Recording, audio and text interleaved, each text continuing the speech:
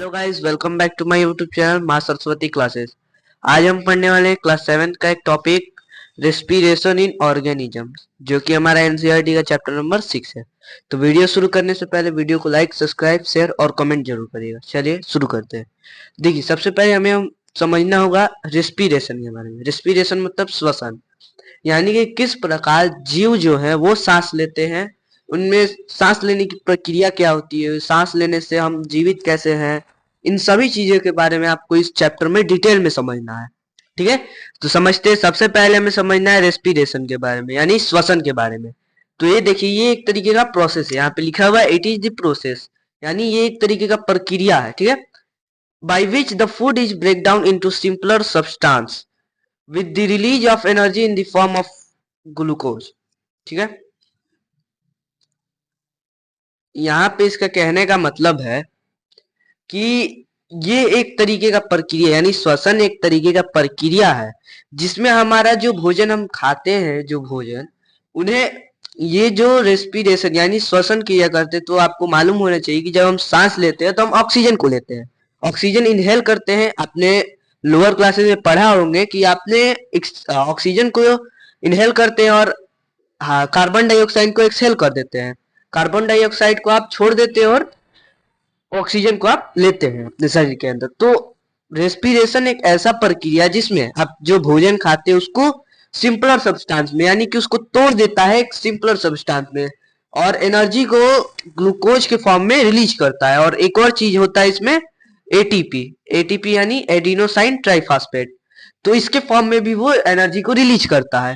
और ग्लूकोज का फॉर्मूला होता है 66H12O6, ये ग्लूकोज का फॉर्मूला होता है। तो रेस्पिरेशन एक प्रोसेस जिसमें हमारा फूड जो है वो एक साधारण सब्सटेंस में टूट जाता है, किसके साथ, एनर्जी के रिलीज के साथ, ग्लूकोज के फॉर्म में, जो कि एटीपी भी कह सकते हैं मुझे। अब हमें रेस्पिरेशन के दो तरीके को पढ़ना है, एरोबिक रेस्पिरेशन, एनारोबिक रेस्पिरेशन। सबसे पहले हम समझेंगे एरोबिक रेस्पिरेशन। तो ये क्या है, इट इज द मोड, ये रेस्पिरेशन का एक प्रकार है, यानी कि रेस्पिरेशन का एक प्रकार है in which food is break down in the presence of oxygen, यानी कि जो भोजन है वो टूटता है सिंपल सब्सटेंस में, किसके उपस्थिति में, तो ऑक्सीजन की उपस्थिति में। यानी जब ऑक्सीजन प्रेजेंट रहेगा तब हम अपने रेस्पिरेशन, यानी हमारा रेस्पिरेशन का प्रोसेस होता है जिसमें हमारा भोजन टूटता है। अगर ऑक्सीजन के प्रेजेंस में होता है, यानी ऑक्सीजन की उपस्थिति में होता है, और किसके फॉर्म में, तो ग्लूकोज के फॉर्म में, तो उसे हम क्या कहेंगे, एरोबिक रिस्पायरेशन कहेंगे। ठीक है, एरोबिक रिस्पायरेशन हम उसे ही कहेंगे जिसमें हम अब, ये एक तरीके का रिस्पायरेशन का प्रकार है जिसमें हमारा भोजन टूटता है किसके प्रेजेंस में, ऑक्सीजन के प्रेजेंस में और ग्लूकोज के फॉर्म में। ठीक है, अब हमें समझना है उसके another type of mode of respiration, जो कि है एनारोबिक रिस्पायरेशन। तो ये it is the mode of respiration, ये ऐसा प्रकार का रिस्पायरेशन है इन विच, यानी कि जिसमें फूड जो है वो ग्लूकोज के फॉर्म में टूटता है और ऑक्सीजन के एब्सेंस में, यानी ऑक्सीजन जहां ना हो वहां पे। तो एनारोबिक रिस्पायरेशन एक रिस्पायरेशन का प्रकार है जिसमें हमारा भोजन जो है वो ग्लूकोज के फॉर्म में टूटता है, वो भी ऑक्सीजन के अनुपस्थिति में, यानी जहां ऑक्सीजन ना हो वहां पर। ठीक है, अब देखिए एनारोब्स, एनारोब्स क्या होते हैं। ठीक है, एनारोब्स के बारे में हमें समझना है, एनारोब्स क्या होते हैं। ठीक है, एनारोब द ऑर्गेनिज्म, यानी वैसा जीव that can survive in the absence of air like east, यानी कि ऐसा जीव जो कि हवा की, यानी ऑक्सीजन, यहाँ पे एयर का मतलब ऑक्सीजन, ठीक है, एयर का मतलब यहाँ पे ऑक्सीजन है। तो ऐसा जीव जो कि ऑक्सीजन के अब्सेंस यानी अनुपस्थिति में जीवित रह सकता है, अपने आप को जीवित रख सकता है, उसे हम एनारोब्स कहते हैं। जैसे कि ईस्ट, ईस्ट एक तरीके का लिविंग ऑर्गेनिज्म है जो कि एनारोबिक रिस्पायरेशन करता है, यानी एनारोब्स है ये। ठीक है, तो यहाँ पे आपको दिया गया है ग्लूकोज, ग्लूकोज को हमने तोड़ा किसके प्रेजेंस में, तो ऑक्सीजन, यानी कि ये एरोबिक रिस्पायरेशन का ये फॉर्मूला है। तो टूटेगा तो क्या क्या होगा, तो carbon dioxide plus water and energy, energy किसके फॉर्म में, एनर्जी आपका यहाँ पे बन जाएगा, एनर्जी आपका यहाँ पे बनेगा एटीपी के फॉर्म में। ठीक है, एटीपी के फॉर्म में, एटीपी के फॉर्म में। ठीक है, एनर्जी एटीपी के फॉर्म में यहाँ पे बनेगा। ठीक है, एनर्जी एटीपी के फॉर्म में यहाँ पे बनेगा। फिर अब हमारा आ गया एनारोबिक रिस्पायरेशन। ठीक है, एनारोबिक रिस्पायरेशन, इसमें ग्लूकोज जो है वो ऑक्सीजन के एब्सेंस में टूटेगा तो क्या बनेगा, अल्कोहल बनेगा, कार्बन डाइऑक्साइड निकलेगा, रिलीज होगा और ऑक्सीजन बनेगा, एनर्जी बनेगा, सॉरी एनर्जी बनेगा। ठीक है, तो ये एनारोबिक का था। अब एक और होता है एनारोबिक जिसमें मसल्स होता है, यानी हमारे मसल्स आपने जानते हैं, मसल्स के अंदर एक होता है एनारोबिक रिस्पिरेशन, ये भी अब्सेंस ऑफ ऑक्सीजन में होगा। इसमें लैक्टिक एसिड रिलीज होता है और एनर्जी रिलीज होता है। देखिए अब लैक्टिक एसिड क्या है, तो लैक्टिक एसिड एक तरीके का एसिड है जो कि क्रैम्प्स को कॉज करता है। क्रैम्प्स मतलब अकड़न। आपके अभी कभी कभार आप बहुत भारी भारी एक्सरसाइज कर लेते, कभी कभी भारी वजन उठा लेते, तो आपके मसल्स में, ठीक है, मांसपेशियों में कभी कभी अकड़न आ जाती है। ठीक है, ऐठन टाइप का आ जाता है, तो उसे हम क्रैम्प्स कहते हैं। ठीक है, तो ये कब होता है, जब हम हाई एकदम अचानक से कुछ भारी से एक्सरसाइज करने लगे, ठीक है, हैवी एक्सरसाइज करने लगे, जैसे कि रनर रनिंग करने लगे, अचानक से तेज दौड़ने लगे, तो और जब आप तेज दौड़ेंगे तो उसका क्या होगा कि एनारोबिक रिस्पायरेशन होगा, क्योंकि आपको आप जल्दी जल्दी सांस लेंगे तो आपको वो जो ऑक्सीजन आपने इंटेक किया है वो सारी सारी पार्ट्स में नहीं पहुंच पाएगा। रेस्पिरेशन आप करेंगे लेकिन आप जल्दी जल्दी करेंगे, जल्दी जल्दी रेस्पिरेशन करेंगे तो जितना भी ऑक्सीजन वो आपके हर एक पार्ट में नहीं पहुंचेगा, जिसकी वजह से जहां जहां नहीं पहुंचेगा वहां वहां एनारोबिक रिस्पायरेशन हो जाएगा, सेल एनारोबिक रिस्पायरेशन कर लेगा। ठीक है, तो वहां पे ग्लूकोज यहाँ पे आपने देखा कि टूटा हुआ है, एब्सेंस ऑफ ऑक्सीजन की, तो लैक्टिक एसिड रिलीज हो जाता है, जिसकी वजह से हमारे मांसपेशियों में अकड़न टाइप का आ जाता है। ठीक है, अब देखिए, अब ब्रीथिंग के बारे में, यानी श्वसन के बारे में, इसे भी हम श्वसन ही कहते हैं। तो इसमें सबसे पहला पार्ट आता है इनहेलेशन, यानी सांस को जब हम अंदर लेते हैं तो उसे ही हम इनहेलेशन कहते हैं। तो the taking of air rich in oxygen is called inhalation. ठीक है, जब हम ऐसे हवा को सांस लेते हैं जिसमें ऑक्सीजन की मात्रा सबसे ज्यादा भरपूर हो, ठीक है, भरपूर मात्रा में ऑक्सीजन को हम जब अपने शरीर के अंदर इंटेक करते हैं यानी लेते हैं, तब उसे हम इनहेलेशन करते हैं। ठीक है, और एक्सहेलेशन क्या होता है, देखिए एक्सहेलेशन होता है the giving out of carbon dioxide rich air is called exhalation, यानी कि जब हम ऐसे हवा को छोड़ देते हैं अपने से जिसमें कार्बन डाइऑक्साइड की मात्रा बहुत ज्यादा होती है, उसे ही हम एक्सहेलेशन कहते हैं। इसे हम अगर इनहेलेशन और एक्सहेलेशन को सिंपल भाषा में बोले तो जब हम ऑक्सीजन को लेते हैं तो उसे इनहेलेशन कहते हैं, और जब कार्बन डाइऑक्साइड को छोड़ देते हैं तो उसे एक्सहेलेशन कहते हैं। अब देखिए ब्रीथिंग रेट आया एक, ब्रीथिंग रेट, ठीक है, श्वसन का rate, the number of times a person breathes in a minute is termed as breathing rate. देखिए जब एक व्यक्ति एक मिनट में जितने बार सांस लेता है और छोड़ता है, देखिए ब्रीथिंग हम इनहेलेशन और एक्सहेलेशन दोनों मिला के कहते हैं, तो the number of a times a person breathes in a minute is termed as breathing rate, यानी कि एक मिनट में जो एक व्यक्ति अगर सांस को लेकर छोड़ देता है, जितनी बार सांस को लेकर छोड़ देता है उसे हम क्या कहते हैं, ब्रीथिंग रेट कहते हैं। अब देखिए during breathing inhalation and exhalation take place alternately, यानी कि जब हम सांस लेते हैं तब हम सबसे पहले ऑक्सीजन को अंदर लेते हैं और एक्सेलेशन यानी कि कार्बन डाइऑक्साइड को बाहर छोड़ते हैं। तो वही लिखा हुआ है, जब हम श्वसीकरण करते हैं यानी सांस लेते हैं और छोड़ते हैं तो उस वक्त हम सबसे पहले इनहेलेशन करते हैं फिर एक्सेलेशन करते हैं। ठीक है, अल्टरनेटली का मतलब कि सबसे पहले हम एक्सेलेशन करेंगे उसके बाद सॉरी सबसे पहले हम इनहेलेशन करेंगे उसके बाद एक्सेलेशन करेंगे। ठीक है, on an average an adult can breathe 15 to 18 times in a minute, यानी कि एवरेज माना गया, यानी कि आमतौर पर देखा गया है, सर्वे किया गया है कि एक जो एडल्ट व्यक्ति होता है यानी कि कोई व्यक्ति होता है जो कि 18 साल की ऊपर की उम्र का होता है, वो 15 से 18 बार सांस ले लेता है एक मिनट में। ऐसा सर्वे किया गया है कि एक व्यक्ति 15 से 18 बार सांस लेता है एक मिनट में। ठीक है, अब देखिए when we inhale air it passes through our nostrils मतलब नाकों से, द नेजल कैविटी। अब देखिए हम जब सांस लेते हैं तो वो सबसे पहले हमें नाकों के द्वारा नेजल कैविटी में जाता है। ठीक है, nasal from the nasal cavity the air reaches our lungs, जब हम नेजल कैविटी में हमारा जो एयर है हमने इंटेक किया वो चल जाता है, तो उसके बाद वो लंग्स जाता है किसके मदद से? विंड पाइप के मदद से। आपको ये मालूम होना चाहिए कि ट्रैकिया तक हमारा विंड पाइप और फुट पाइप दोनों एक ही होता है। यानी कि आपको अब मैं थोड़ी देर बाद बताऊंगा कि क्यों आपको हिचकी आती है, ठीक है। ये भी एक बहुत इंटरेस्टिंग सा चीज है कि आप खाते खाते अचानक आपको हिचकी क्यों आने लगती है।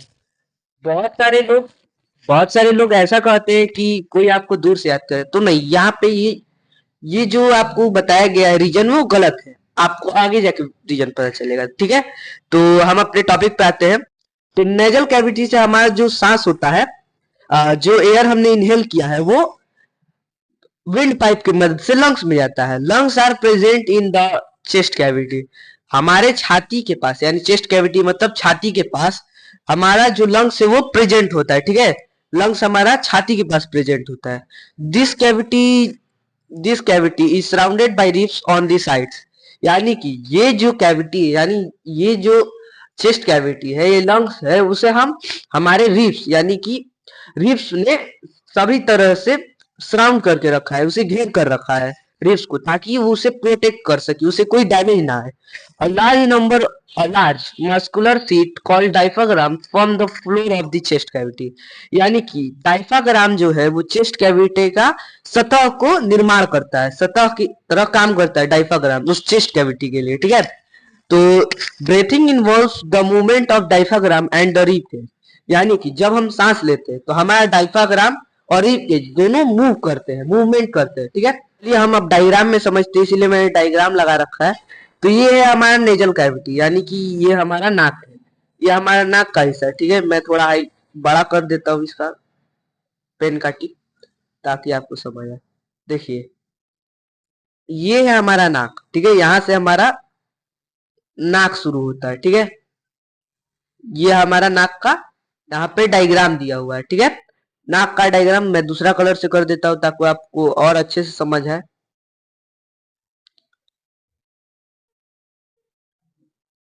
देखिए, ये हमने नाक से सांस लिया यहाँ से, ठीक है। यहाँ से हमने सांस लिया तो ये हमारा वेंट पाइप के थ्रू ट्रैकिया के पास आता है।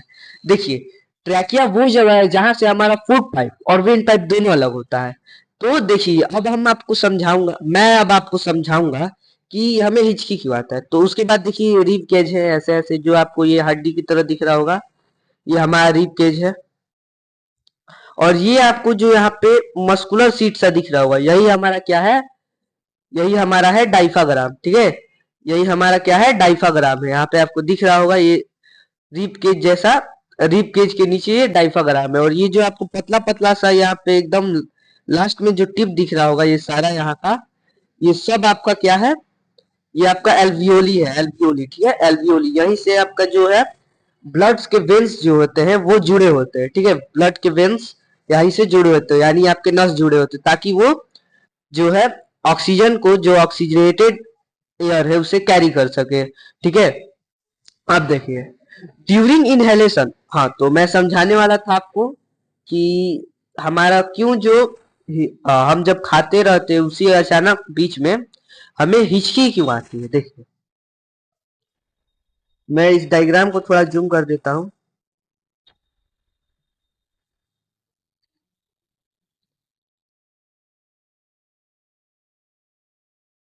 देखिए,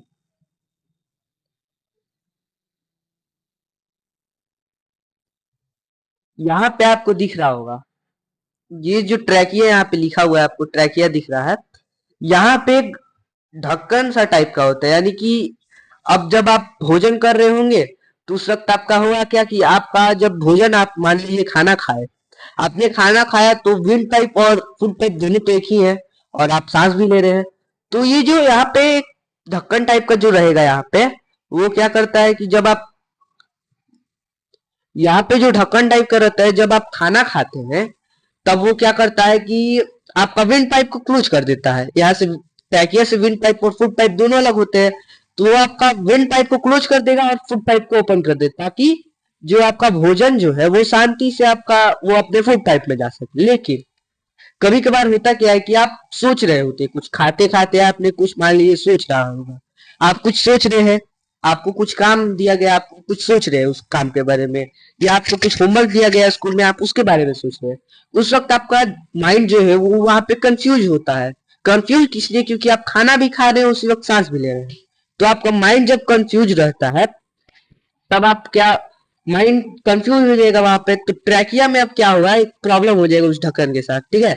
वो क्या होगा कि आपको, अब खाना खाया आपने, वो फूड पाइप को बंद कर देगा और विंड पाइप को खोल देगा, यानी कि आपके लंग्स में वो खाना चल जाएगा। और लंग्स में जब खाना चल जाएगा तो वहां पे आपको तो दिक्कत हो जाएगा लंग्स के लिए, क्योंकि लंग्स खाना को पचाएगा नहीं, लंग्स के लिए तो वो हानिकारक चीज हो गया। तो इसीलिए लंग्स क्या, तो डायफ्राम जो क्या करता है, वो नीचे से आपके जो, आपका नीचे से जो होता है, अपना फ्लोर बना रखा है उसने, डायफ्राम ने। डायफ्राम क्या करता है, आपकी जो ये डायफ्राम देख रहे हैं, ये आपको अप साइड पुश करने लगता है लंग्स को, अप साइड यानी कि प्रेस करने लगता है, लंग्स भी प्रेस होने लगता है, और वो आपको खाने को ऊपर की तरह ढकेलने लगता है, ताकि वो खाना जो है वो विंड पाइप से बाहर निकल जाए, ठीक है, विंड पाइप से बाहर निकल जाए। इसीलिए आप जब डायफ्राम और लंग्स मिलकर आपका खाने को जब ऊपर फोर्स करते, फोर्स आउट करते हैं, आपके खाने को जब वो फोर्स आउट करते हैं, तब वो क्या होता है, आपको हिचकी आता है, ठीक है। जब ये दोनों मिलके आपका खाने को फोर्स आउट करते हैं तो आपको हिचकी आता है, ठीक है, आप समझ गए होंगे। अब देखिए, अब हमें समझना है मूवमेंट के बारे में। During inhalation ribs move up and outwards and diaphragm moves down. देखिए, जब आप सांस लेंगे, सांस अगर आप प्रैक्टिकल करना चाहेंगे तो आप एक लंबी सी सांस लीजिएगा, तो आपका महसूस कीजिएगा क्या कि आपका जो रिब्स रिब्स है वो बाहर की साइड आने लगेगा, ऊपर की साइड और बाहर की साइड आने लगेगा, ऊपर और बाहर की साइड, ठीक है। और आपका जो डायफ्राम होगा वो नीचे की साइड जाएगा, ठीक है। ये मूवमेंट क्यों होता है? This movement increase the space in our chest cavity. इससे क्या होगा कि हमारा चेस्ट कैविटी यानी लंग्स, चेस्ट कैविटी में और जगह बन जाएगा, जिसके वजह से जितना भी हमने ऑक्सीजन रिच एयर लिया है, ऑक्सीजन रिच एयर, वो हमारे लंग्स के अंदर पूरी फील हो जाएगी, अच्छे तरीके से फील होगी, ठीक है। और जब आप एक्सहेल करेंगे, यानी कि जब आप उसको छोड़ेंगे हवा को, तो रिब्स आपका डाउन की तरफ और अंदर की तरफ, यानी नीचे और अंदर की तरफ आएगा, जबकि डायफ्राम आपका ऊपर की तरफ आएगा, जहां पे वो पहले से था। इससे होगा क्या कि जो जगह जो है आपका चेस्ट कैविटी में वो कम होगा, और जो हवा है वो बाहर की साइड पुश्ड आउट हो जाएगा, यानी कि बाहर की साइड निकल जाएगा, ठीक है। इसीलिए वो मूवमेंट करता है डायफ्राम और रिब्स केज, इसीलिए मूवमेंट करते हैं, ताकि इनहेलेशन के दौरान वो रिब्स जो है वो ऊपर और बाहर की साइड आएगा, और डायफ्राम नीचे की साइड जाएगा, ताकि इंक्रीज हो जाए, स्पेस अंदर इंक्रीज हो जाए। और जब आपका सांस छोड़ने की बारी आएगी तो रिब्स आपका अंदर की साइड और नीचे की साइड जाएगा, जबकि डायफ्राम अपने जगह पे आ जाएगा, ताकि हवा जो है वो आसानी से बाहर की साइड निकल सके, ठीक है। अब नेक्स्ट चलते हैं। देखिए, यहाँ पे दिखाया गया है, जब हवे आपने सांस लिया तो जो रिब्स है वो आउट साइड आए और डायफ्राम नीचे आया, डायफ्राम यहाँ से नीचे आया, ठीक है। और जब आपने सांस छोड़ा तो ये नीचे की साइड, यहाँ पे रिब्स देखिए यहाँ पे नीचे की साइड आ गया है, और ये डायफ्राम ऊपर की साइड आ गया है, ठीक है। अब देखिए, स्मोकिंग डैमेज लंग्स। देखिए, अब जो लोग सिगरेट पीते हैं उनके लिए ये नोट है कि देखिए, जो आप सिगरेट पीते हैं, धूम्रपान करते हैं, वो लंग्स को खराब करता है, ये आपको कैंसर भी कॉज करता है, तो इसको नहीं करना चाहिए, आपको स्मोकिंग नहीं करना चाहिए, ठीक है। ये आपके बुक में भी दिया गया है। Why we sneeze. अब हम छींकते क्यों है, इसके बारे में हमें समझना है, छींकते क्यों है आखिरकार हम। कभी कभी आपको इरिटेट सा फील होता है तो आप छींकते हैं बहुत बार, ठीक है। तो आप देखिए क्यों। The air around us has a various type of unwanted particle. अब हमारे आसपास की हवा में बहुत प्रकार के धूल मिट्टी बहुत सारा चीज होता है, उसमें अनवांटेड पार्टिकल्स होते हैं, अनचाहे कणें होती हैं उसमें, जैसे कि smoke, dust, pollens etcetera. While we inhale, जब हम सांस लेते हैं, the particle get trapped in the hair present in our nasal cavity.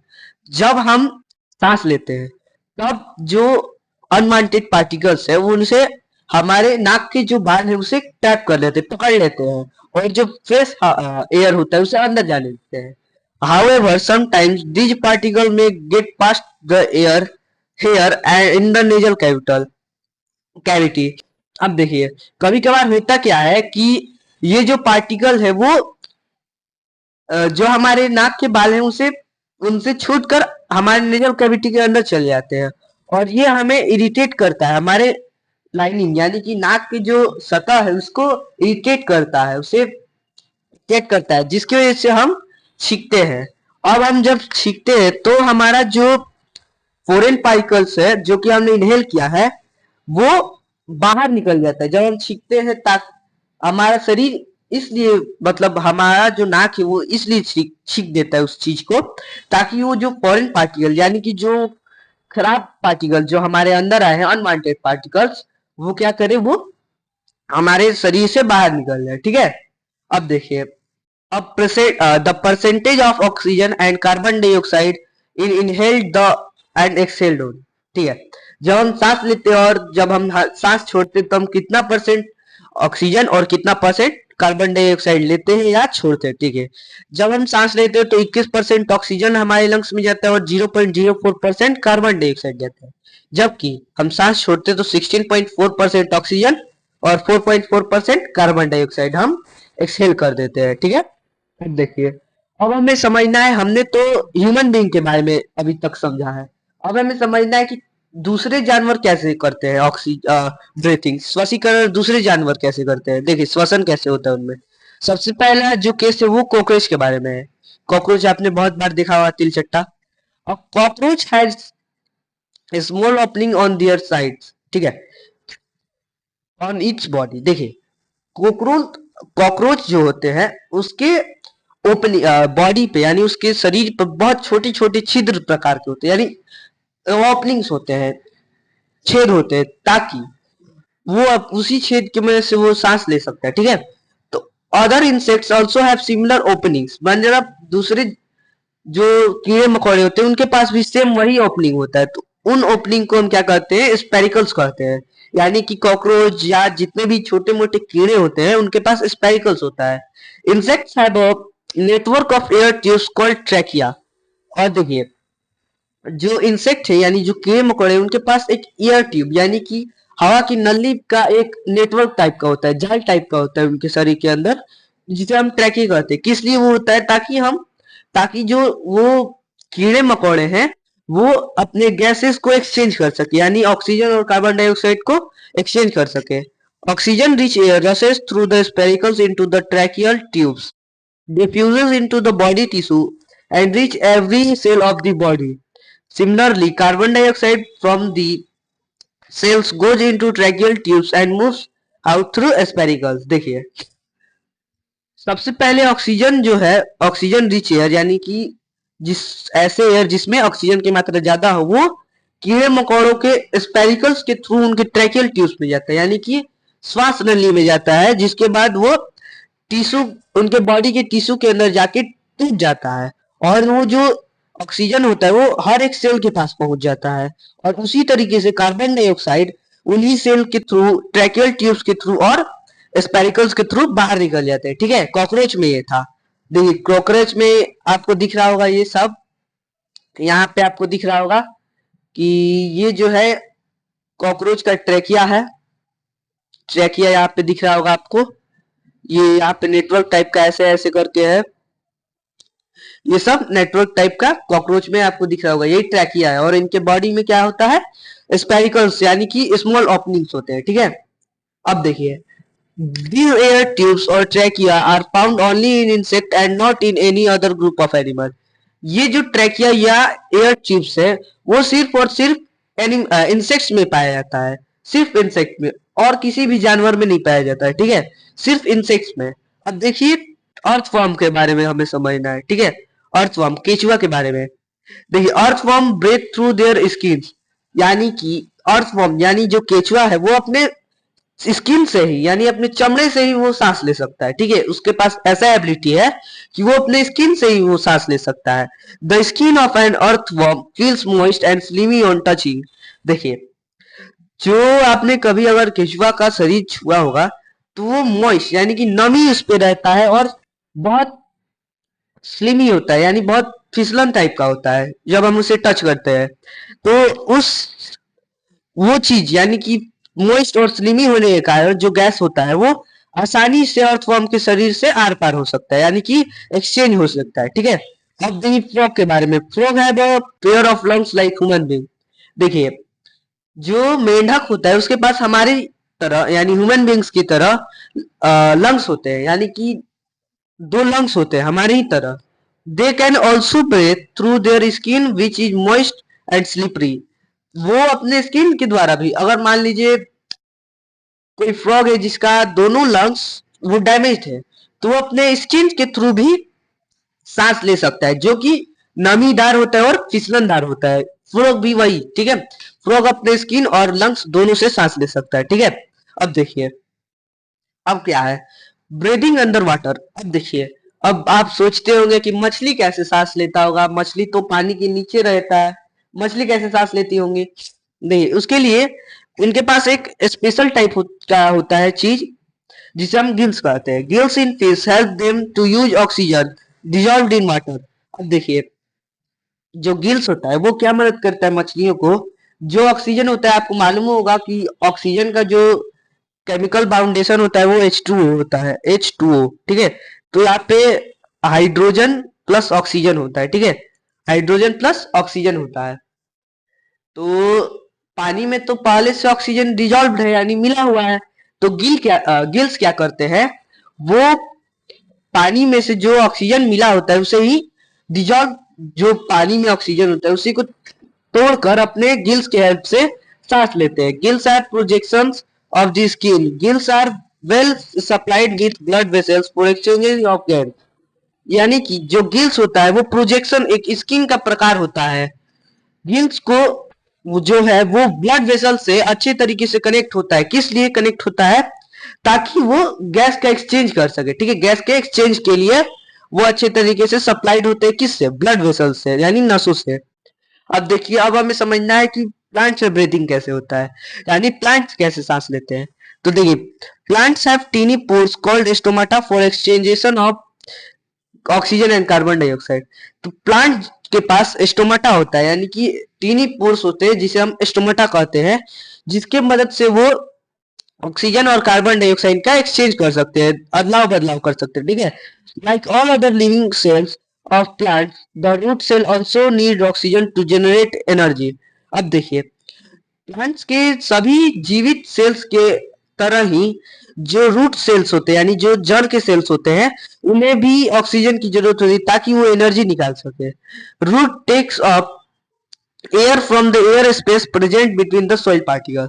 यानी कि जो प्लांट्स होते हैं वो क्या करते हैं, रूट्स जो होते हैं वो क्या करते हैं कि एयर को कहां से लेंगे, तो जो मिट्टी यानी सॉइल के पार्टिकल्स के बीच में जो जगह होगा उसमें हवा जाती होगी, उसी की उसी की मदद से वो एयर को यानी कि ऑक्सीजन को लेते हैं। ठीक है, अब देखिए यहाँ पे इन सारी डेफिनेशंस को दिया गया है, इंपॉर्टेंट डेफिनेशंस को।